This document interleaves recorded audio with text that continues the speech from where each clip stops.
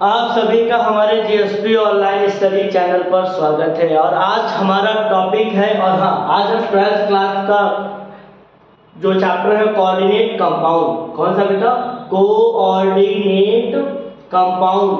बहुत ध्यान से सब बातों को समझिएगा, बड़ा अच्छा चैप्टर है कोऑर्डिनेट कंपाउंड। और खाली इंटर में तो आता ही आता है, आजीवन केमिस्ट्री जब जब केमिस्ट्री रहेगी, जिस जिस क्लास में तुम जाओगे, अब इससे वास्ता आपका पड़ता रहेगा। इसको हम उप सह संयोजक यौगिक की भी कहते हैं। क्या कहते हैं? उपसह संयोजक यौगिक भी कहते हैं। बात होती है हमें पढ़ना क्यों जरूरी है? क्योंकि इसलिए हमें पढ़ना जरूरी है क्योंकि ये जो कोऑर्डिनेट कंपाउंड है ये हमारे चारों तरफ उपस्थित है। ये हमारे चारों तरफ उपस्थित है। सर कहाँ, कैसे? बेटा सुनिएगा, आप क्लोरोफिल के बारे में सुने होंगे।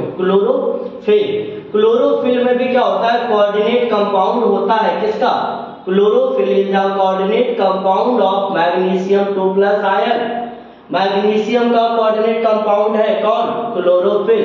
बेटा हीमोग्लोबिन तुम्हारे खून में है, हीमोग्लोबिन। आपको हीमोग्लोबिन के बारे में स्टडी करनी है, जाननी है। ये क्या है? कोऑर्डिनेट कंपाउंड किसका? आयरन, Fe2+ का।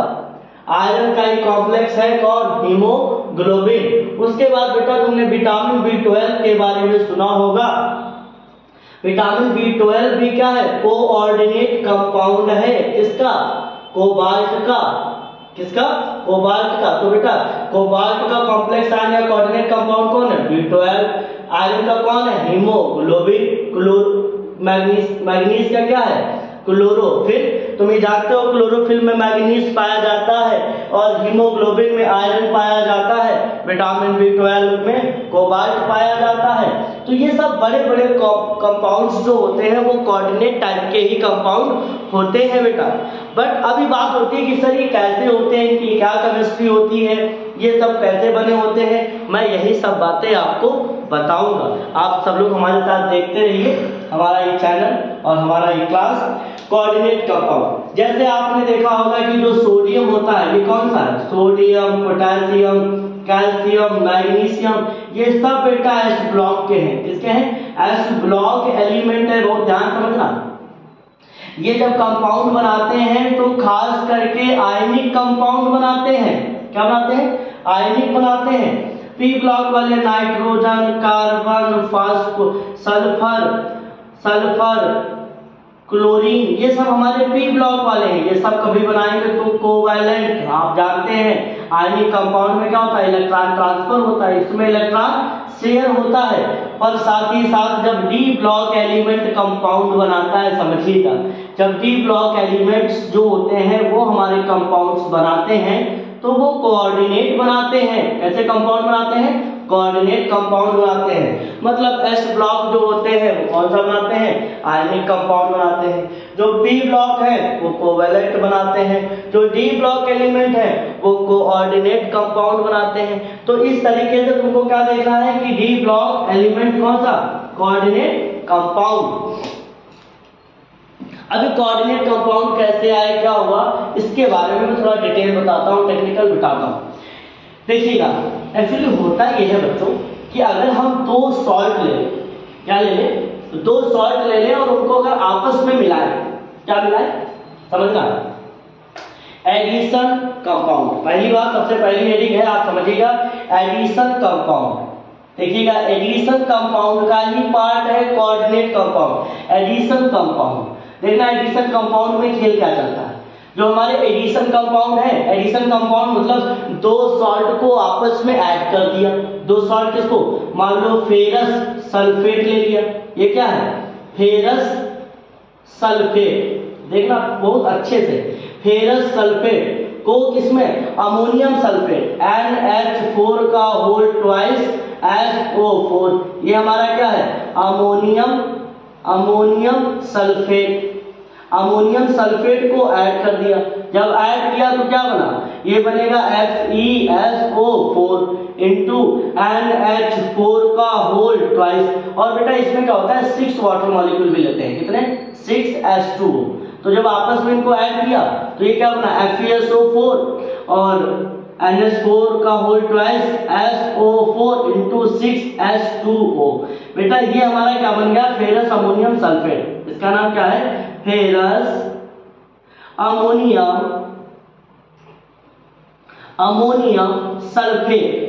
तो बेटा ये हमारा क्या है, इनमें दो, इनको एक सर्टेन रेशियो में मिलाते हैं, याद रखिए इनको एक फिक्स्ड रेशियो में मिलाते हैं। क्या मिलाते हैं, फिक्स्ड रेशियो में। जब हमने दो सॉल्ट ले ली, नॉर्मल सॉल्ट है हमारे पास फेरस सल्फेट और अमोनियम सल्फेट, दोनों को एक फिक्स्ड रेशियो में मिलाया, बन गया फेरस अमोनियम सल्फेट। अब और एक कभी कभी एक कंडीशन ऐसी भी है, अगर हमारे पास कॉपर सल्फेट होता है, कॉपर का सल्फेट है, इसमें हमने अमोनिया मिला दी बेटा, और 4 मॉलिक्यूल अमोनिया के यूज होंगे, CuNH4 का होल NH3 का होल 4, ब्रैकेट में यहाँ पर क्या जाएगा SO4।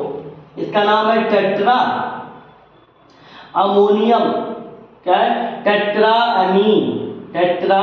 अमीन कॉपर सल्फेट। देखो टेट्रा मतलब 4 था, टेट्रा ये अमीन हो गया, ये क्या है कॉपर, ये क्या हो गया कॉपर सल्फेट।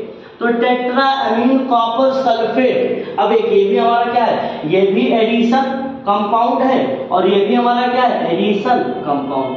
कहने का मतलब होता है हम जब दो सॉल्ट को आपस में मिलाते हैं तो हमारे एडिशन कंपाउंड बनते हैं। और यह एडिशन कंपाउंड दो प्रकार के होते हैं।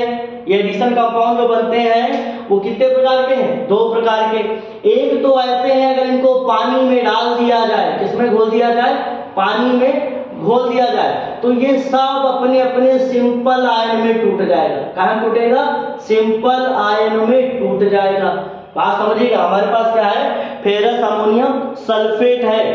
फेरस अमोनियम सल्फेट को अगर कहाँ घोल दिया जाए, पानी में घोल दिया जाए। किसमें घोल दिया जाए बेटा, फेरस अमोनियम सल्फेट को अगर हम पानी में घोल दें, देखना बहुत ध्यान से मेरी बात।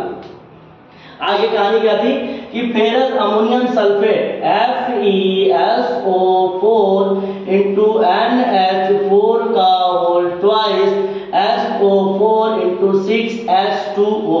इसको अगर आप कहाँ में घोल दीजिए, पानी में, तो क्या होगा Fe2 प्लस SO4 माइनस 2 और प्लस NH4 प्लस आयन कितने 2 और प्लस 6H2। मतलब जितने आयन थे सब अपने अपने आयन में टूट गए। अगर ऐसा कोई कोऑर्डिनेट कंपाउंड, सॉरी ऐसा कोई एडिशन कंपाउंड, योगात्मक यौगिक, क्या है योगात्मक यौगिक कहते हैं इसको हिंदी में, या इसी को हम क्या कहते हैं बेटा, एडिशन कंपाउंड। क्या है हमारे पास, एडिशन कंपाउंड है, और एडिशन कंपाउंड को हम पानी में घोल देते हैं, सब अपने सिंपल आयन में क्या होते हैं बेटा, सिंपल आयन में टूट जाते हैं। सिंपल आयन में टूट गए, टूट जाते हैं। तो सिंपल आयन में अगर टूट गए तो इन्हीं के लिए कौन सा वर्ड यूज किया जाता है, डबल सॉल्ट। दो क्या कहते हैं, द्विक लवण। क्या कहते हैं इसको हम, द्विक लवण। तो अब बात समझिएगा, उनसे पूछे द्विक लवण क्या होते हैं, ऐसे योगात्मक यौगिक जिनको पानी में घोलने पर वह अपने सिंपल आयन में टूट जाता है, हम उसे डबल सॉल्ट कहते हैं। इसी को बेटा मोहर सॉल्ट भी कहा जाता है। क्या कहा जाता है, मोहर सॉल्ट। और ये ferrous ammonium sulphate 12th class के टाइट्रेशन में है, तो याद रखिएगा कि मोहर सॉल्ट का फॉर्मूला क्या है, FeSO4 इंटू NH4 का होल ट्वाइस इंटू 6H2O। पर बेटा अगर हम इसको पानी में घोल दें, जरा देखिएगा उल्टा कर दे रहे, क्या टेट्रामीन कॉपर सल्फेट को पानी में घोलेंगे तो SO4 माइनस 2 आयन देगा, और क्या देगा CuNH3 का होल 4, यहाँ पर कितना चार्ज बेटा, प्लस का 2 इसके रिस्पेक्ट में।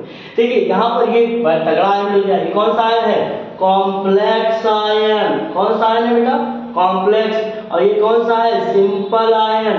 कौन सा है, काउंटर आयन भी कहते हैं, सिंपल आयन। तो देखो कंपाउंड तो दोनों एक जैसे थे, इसको पानी में जब घोल के देखा गया तो सिंपल में टूटा, और जब इसको पानी में घोल के देखा गया तो हमें क्या मिल गया, कॉम्प्लेक्स आयन मिल गया। इसलिए बेटा ये वाला कंपाउंड हमारा क्या हो गया, कोऑर्डिनेट कंपाउंड हो गया, कोऑर्डिनेट कंपाउंड। तो बात समझ में आ गई होगी। आप बढ़िया आराम से अलग हेडिंग डालिए और सब लोग कायदे से लिख लीजिए, क्योंकि आपके सिलेबस में ये नहीं है, आपको यही कोऑर्डिनेट पढ़ना है। पर आपसे कभी कोई पूछे कि फेरस अमोनियम सल्फेट, ये फेरस अमोनियम सल्फेट एक डबल सॉल्ट है या पोटाश एलम बहुत बड़ा कंपाउंड है, पर वो क्या है, एक हमारा डबल सॉल्ट है। डबल सॉल्ट क्या होते हैं, जिनको पानी में डालो सबके सब सिंपल आयन में क्या हो जाए, वो टूट जाए। कोऑर्डिनेट कंपाउंड क्या होता है, कोऑर्डिनेट कंपाउंड साहब वो होता है, देखिए पहले आप समझ लीजिए बात को। कोऑर्डिनेट कंपाउंड वो होता है जिसको पानी में घोलने पर हमको कॉम्प्लेक्स आयन मिले। क्या मिले, कॉम्प्लेक्स आयन मिले। उपसह संयोजक यौगिक वह उपसह संयोजक यौगिक वो यौगिक होते हैं जो समकुल आयन देते हैं। क्या देते हैं, समकुल आयन देते हैं। चलिए इसी बात पर पूरी बात क्लियर करते हैं, आपको जस्टिफाई करते हैं। जैसे मान लो मेरे पास क्या है, K4FeCN का होल 6, अगर इसको पानी में डालोगे 4K प्लस FeCN का होल 6 और ब्रैकेट में क्या बेटा माइनस का 4। तो आप देखिए बहुत ध्यान से, ये हमारा कौन सा उपसह संयोजक यौगिक और ये क्या है, समकुल आयन या क्या है, कॉम्प्लेक्स आयन। तो पानी में डालने पर क्या दे रहा है, कॉम्प्लेक्स आयन देख रहा है। और देखिए देखते रहिए बराबर देखिए CuNH3 का होल 4, यहाँ पर क्या SO4। पानी में घोलते हैं इसको जरा, जैसे पानी में घोला हमने देखा ये क्या दिया, CuNH3 का होल 4 माइनस का 2 चार्ज प्लस SO4, यहाँ प्लस यहाँ पर क्या माइनस। देख रहे हैं यहाँ पर क्या है, ये भी हमारा क्या है, कॉम्प्लेक्स आयन है। तो जो भी कंपाउंड पानी में जाए और क्या दे, कॉम्प्लेक्स आयन देगा। अगर कॉम्प्लेक्स आयन देगा तो हम उसे प्यार से कोऑर्डिनेट कंपाउंड कहेंगे। क्या कहेंगे, कोऑर्डिनेट कंपाउंड कहेंगे। क्लियर बच्चों, कोई समस्या दिक्कत नहीं। तो ये मैंने तुम्हें समझाया क्या, कोऑर्डिनेट कंपाउंड। अब आपको हम बताते हैं इनका स्ट्रक्चर क्या होता है। किसकी बात करते हैं कि कोऑर्डिनेट कंपाउंड का स्ट्रक्चर क्या होता है। तो आप जल्दी जल्दी इसी के साथ साथ आप टर्मिनोलॉजी भी जान जाएंगे कि क्या होते हैं, लिगेंड क्या होते हैं, सेंट्रल मेटल आयन क्या होता है, कॉम्प्लेक्स आयन क्या होता है, सब समझ जाएंगे। देखो जब हम इसके स्ट्रक्चर की बात कर रहे हैं, क्या कह रहे हैं, स्ट्रक्चर कैसे होते हैं कोऑर्डिनेट कंपाउंड के, तो बात समझिए। जैसे मैंने तुम्हारे सामने दो कंपाउंड लिखे, एक क्या लिखा FeCN का होल 6 और बाहर क्या था K4। तो बेटा जब इसको मैं बनाऊंगा तो 4K प्लस ऐसे लिखूंगा, ये एक बड़ा सा स्ट्रक्चर ऐसे डब्बा बनेगा और यहाँ पर कितने लिगेंड, ये क्या लगे 6 साइनाइड लगे। तो हम देखो यहाँ पर जरा चार्ज निकाल लेते हैं, यहाँ पर कितना आएगा प्लस का 4, आयरन का निकालेंगे X, साइनाइड में कितना होता है माइनस का 6, माइनस का 1 है कितने 6 बराबर 0। तो इससे सॉल्व कर जाएंगे तो कितना बचेगा x माइनस 2 बराबर 0, x बराबर प्लस का 2। तो यहाँ पर Fe पे कितना चार्ज है, Fe पे प्लस 2 चार्ज है और साइनाइड कितने लगे हैं 6। तो 1 cyanide, 2 cyanide, 3 cyanide, 4 cyanide, 5 cyanide. Sir आप ऐसे काहे लगा रहे, रैंडमली लगा दीजिए, नहीं, सबकी अपनी एक फिक्स ज्योमेट्री है बेटा। ये अपने इलेक्ट्रॉन दे रहा है, ये भी इलेक्ट्रॉन दे रहा है, ये भी इलेक्ट्रॉन दे रहा है, ये भी इलेक्ट्रॉन दे रहा है, ये भी इलेक्ट्रॉन दे रहा है, ये भी इलेक्ट्रॉन दे रहा है।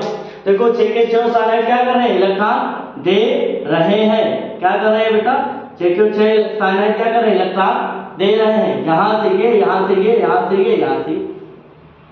तो मेरी बात समझ लो ना कि Fe2 प्लस को क्या है, साइनाइड अपने इलेक्ट्रॉन दे रहा है। तो बेटा ये हमारा क्या होगा, ये तो एक कॉमन, इसको हम कहते हैं काउंटर आयन। क्या कहते हैं, जो काउंटर आयन, काउंटर आयन ये कॉम्प्लेक्स के साथ में मतलब कोऑर्डिनेट कंपाउंड में होता है। सिंपल सा आयन जो है वो हमारा क्या हो गया, काउंटर आयन।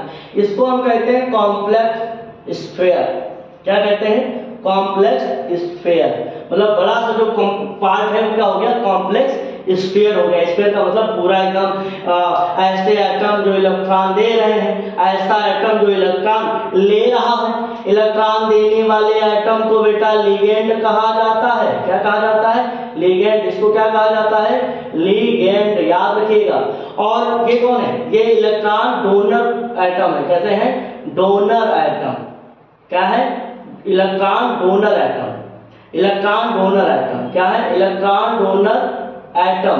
जो इलेक्ट्रॉन देता है वो डोनर होता है और उसी को हम क्या कहते हैं? लिगेंड कहते हैं। जो इलेक्ट्रॉन लेता है बीचों बीच में बैठा है, इसको हम क्या कहते हैं? Central metal ion. क्या कहते हैं? Central metal ion. क्या कहते हैं इसको हम? Central metal ion. सेंट्रल क्यों? बीच में बैठा है। सेंट्रल एक मेटल है और उस पर क्या है? चार्ज है, इसलिए इसको क्या कहते हैं? Central metal ion. तो ये हमारा क्या हो गया? सेंट्रल मेटल आयन हो गया। ये हमारा क्या हो गया? लिगेंड हो गया। समझ रहे ना मेरी बात को? और इस पूरे पार्ट को मैं क्या कहूंगा? कॉम्प्लेक्स स्फीयर कहूंगा। पूरा ही क्या है? कॉम्प्लेक्स कंपाउंड है, एक कोऑर्डिनेट कंपाउंड है। तो अब जैसे तो कुछ नए वर्ड यहां से निकल के आए कि लिगेंड क्या है, सेंट्रल मेटल आयन क्या है। तो सेंट्रल मेटल आयन तो आप सिंपल समझ ही गए होंगे कि कॉम्प्लेक्स स्फीयर के बीचों बीच में जो मेटल का आयन होता है हम उसे सेंट्रल मेटल आयन कहते हैं। फिर से सुनिए, कॉम्प्लेक्स स्फीयर जो पूरा कॉम्प्लेक्स संकुल बना हुआ है, कॉम्प्लेक्स कंपाउंड में जो एटम इलेक्ट्रॉन क्या करता हो? लेता हो। इलेक्ट्रॉन क्या कर रहा है? साइनाइड से इलेक्ट्रॉन क्या कर रहा है? ले रहा है। इसी को हम क्या कहते हैं? Central metal ion. पर अब आपको हम क्या बताएंगे? लिगेंड। अब आप समझ गए होंगे इनका स्ट्रक्चर कैसा होता है कि एक कॉमन आयन होगा और एक कॉम्प्लेक्स स्फीयर होगा, उसके अंदर एक सेंट्रल मेटल आयन होगा वो और कुछ ऐसे एटम होंगे जो इलेक्ट्रॉन दे रहे होंगे। तो सबसे इलेक्ट्रॉन देने वाले को ही क्या कहते हैं? लिगेंड कहते हैं। आज लिगेंड तक पढ़ा के इसको हम फिनिश करेंगे। लिगेंड क्या होते हैं? लिगेंड क्या होते हैं बेटा? तो कहता है कि एटम, कोई एक एटम हो और group of atom which donate electron to central metal ion is called ligand. Ligand वो होते हैं जो केंद्रीय धातु आयन को इलेक्ट्रॉन देते हैं। सुनिएगा, लिगेंड वो होते हैं, पर कोई एक एटम हो सकता है क्लोराइड, ग्रुप ऑफ एटम मान लो SO4-2 हो, और डेफिनेशन पे पूरी बात उतारेंगे। विच डोनेट इलेक्ट्रॉन, दो इलेक्ट्रॉन को क्या करेगा? डोनेट करेगा। किसको? सेंट्रल मेटल आयन को। क्या कहलाएगा? लिगेंड कहलाएगा। जैसे तुमने अभी जब तुमने बनाया था ना K4FeCl का होल 6 जब तुमने बनाया तो क्या बनाया? 4K+, यहाँ पर क्या था? Fe, यहाँ पर एक साइनाइड था, यहाँ पर एक साइनाइड था, यहाँ साइनाइड था, यहाँ साइनाइड था, यहाँ साइनाइड था। ये ऐसे इलेक्ट्रॉन दे रहा, ये इलेक्ट्रॉन दे रहा, ये इलेक्ट्रॉन दे रहा, ये इलेक्ट्रॉन दे रहा, ये इलेक्ट्रॉन, ये इलेक्ट्रॉन। ठीक, तो ये जो है पूरी बात जो है ऐसे। तो ये जो हमारे क्या है? लिगेंड है। क्या कर रहे हैं? केंद्रीय धातु आयन को इलेक्ट्रॉन दे रहे हैं। अब इनका क्लासिफिकेशन है। क्या है? क्लासिफिकेशन। तो बेटा क्लासिफिकेशन दो टाइप का बताया गया है तुम्हारे पाठ्यक्रम में। Number 1, on the basis of charge. On the basis of charge, charge के आधार पे। Number 2, on the basis of donor atom. On the basis of donor atom. Donor atom present with in ligand. क्या है? Present in ligand. Ligand में जो donor atom होता है उसके आधार पर और चार्ज के आधार पर। अब आप समझिएगा, मैं जब चार्ज के आधार कहता हूं तो हो सकता है लिगेंड पे निगेटिव चार्ज हो। कैसा चार्ज हो? निगेटिव हो, या हो सकता है पॉजिटिव हो, या हो सकता है चार्ज हो ही ना, या हो सकता है चार्ज हो ही ना हो। अब निगेटिव में क्या होता है? निगेटिव चार्ज होगा तो निगेटिव लिगेंड कह देंगे हम। क्या कहेंगे? Negative ligand. पॉजिटिव होगा तो पॉजिटिव लिगेंड। कोई दिक्कत वाली बात नहीं। लिगेंड वही है जो केंद्रीय धातु आयन को इलेक्ट्रॉन दे रहा है। नो चार्ज, यहाँ बेटा कंडीशन का कैसी लग गई, नो चार्ज।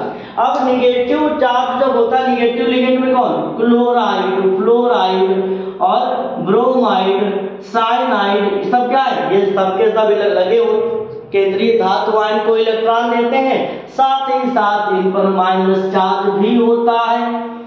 पॉजिटिव लिगेंड एक ही है NO plus nitroso, no charge जैसे कौन, वाटर, देखो यहाँ पे अमोनिया, देखो यहाँ पर, और कार्बोनिल, देखो यहाँ पर अल्कोहल, कौन, अल्कोहल, अल्कोहल का इथर है, अल्कोहल, ईथर, ये सब बेटा क्या है, न्यूट्रल लिगेंड है, इन पर चार्ज ही नहीं होता है और ये इलेक्ट्रॉन को करके दमादम सेंट्रल मेटल आयन को दे रहे हैं। तो कहने का मतलब है इनके पास इलेक्ट्रॉन हो गए, बेटा इलेक्ट्रॉन दे दिए, चार्ज होने की बात ही नहीं। तो ये एक क्लासिफिकेशन मैंने तुम्हें समझा दिया। अब समझिएगा ये काफी ज्यादा है कि on the basis of donor atom present in ligand. मान लो कोई मेरा लिगेंड है, कोई लिगेंड है, लिगेंड में डोनर एटम कितना है, एक है, डोनर एटम कितना, एक, तो उसको हम कहेंगे मोनोडेंटेट लिगेंड। नाम सुनिएगा, मोनोडेंटेट लिगेंड कहते हैं उसको, क्या कहते हैं, मोनोडेंटेट लिगेंड। अगर डोनर एटम की संख्या 2 है तो क्या कहेंगे, बाइडेंटेट लिगेंड, क्या कहेंगे, बाइडेंटेट लिगेंड। उससे ज्यादा है पॉलीडेंटेट लिगेंड, पॉलीडेंटेट लिगेंड। तो बात अभी सबका एग्जांपल बताता हूँ, बहुत ध्यान समझिएगा, पूरी बात मैंने तुम्हें समझा दी कि कोई ऐसा लिगेंड जिसमें एक ही डोनर एटम प्रेजेंट हो, कितना, एक ही डोनर एटम प्रेजेंट हो, तो हम उसे क्या कहते हैं, मोनोडेंटेट लिगेंड। जैसे मान लो क्लोराइड है, फ्लोराइड है, ब्रोमाइड है, आयोडाइड है, हाइड्रोक्साइड है, ये सब क्या है, इनके पास सिंगल एटम, तो एक ही साइड तो है प्रेजेंट। ये जैसे कभी भी मान लो ये हमारा कोई सेंट्रल मेटल आयन है और ये क्लोराइड लगा है, सिंपल ऐसे इलेक्ट्रॉन दे रहा, सिंपल सी बात, इसके पास कहाँ कहानी दो की है।